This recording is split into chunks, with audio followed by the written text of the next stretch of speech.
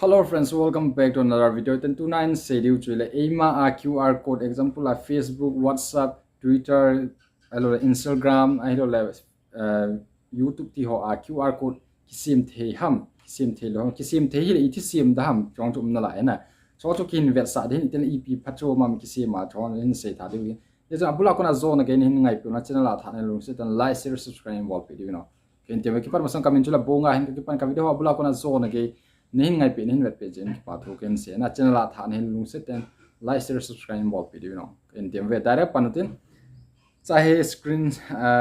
लाइफ आ कहीं पे दिन स्क्रीन कहीं रिकॉर्ड आ कहीं पे दिन चाहे अमस पेना ईपी ला हम क्यूआर कोड इने याली ईपी ला हम इतन ईपीपी हो क्यूआर कोड के सेम थे हम चले फेसबुक अहिन यूट्यूब अहिन इंस्टाग्राम अहिन अहिलो ले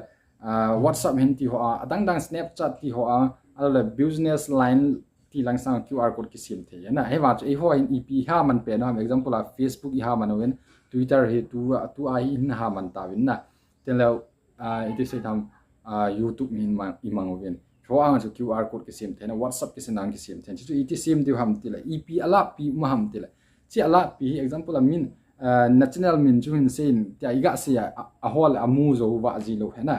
a hi lo wa le na link him thon in tia link ke thot man lo me na ji a chu EP ham tila direct QR code chu na thot na le chi channel a chu hi la chi channel a lu den Facebook ila Facebook a lu yen na tabang chu easy process and digital khang hi ta ja ta chu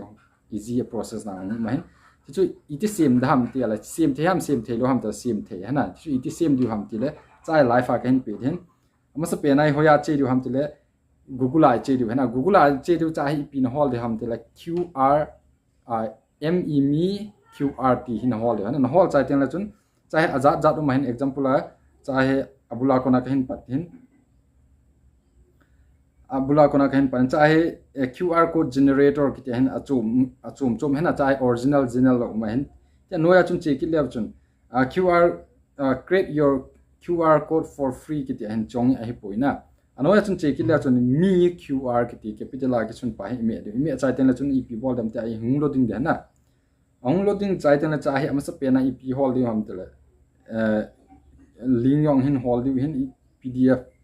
file hol de na ai ma chai nang im chan lo lo thena aje chu nang jo chu na man lo din sim lo din he chun ma sa pena WhatsApp mai na chi de na WhatsApp mai na ga chi ten chun ep ki ti ram te la noi langa he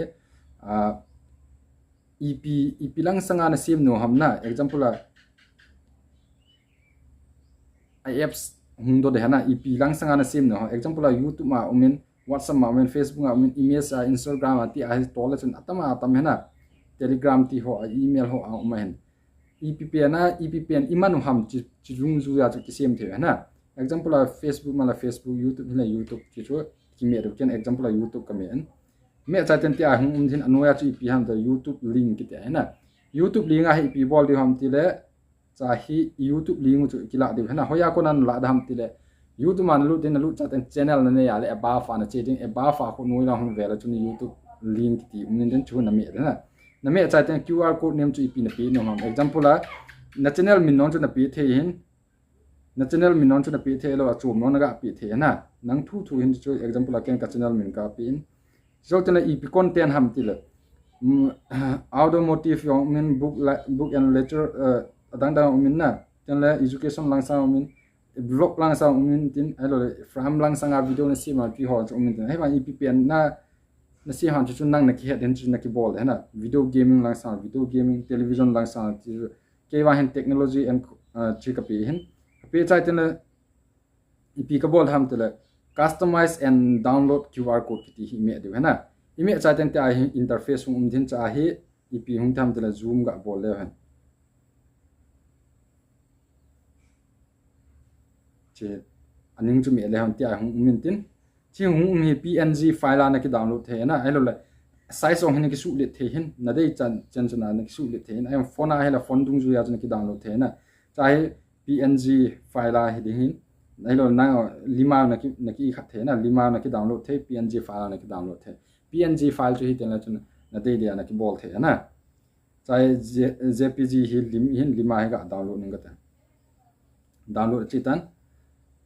cha chu kadai he anati a PNG chu kadai he anati a adanga na bol gu no na bol the na PNG hi lo wa file hoi ta na ki save the example PDF a na ki save the hen PNG จุนนักะเกียดิยังเทนะได้ไงช่วยเห็น PNG อินขับเวกะดาวน์โหลดกันนิด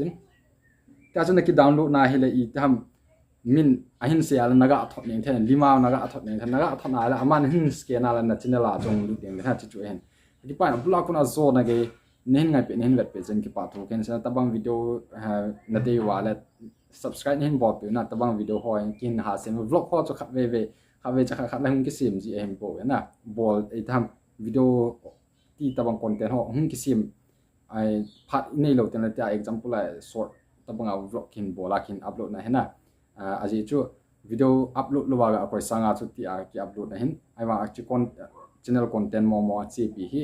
เทคลังสังเห็นนะkita yang berlaku na zona kayak ini nggak pengen berpikir kita tuh kan sih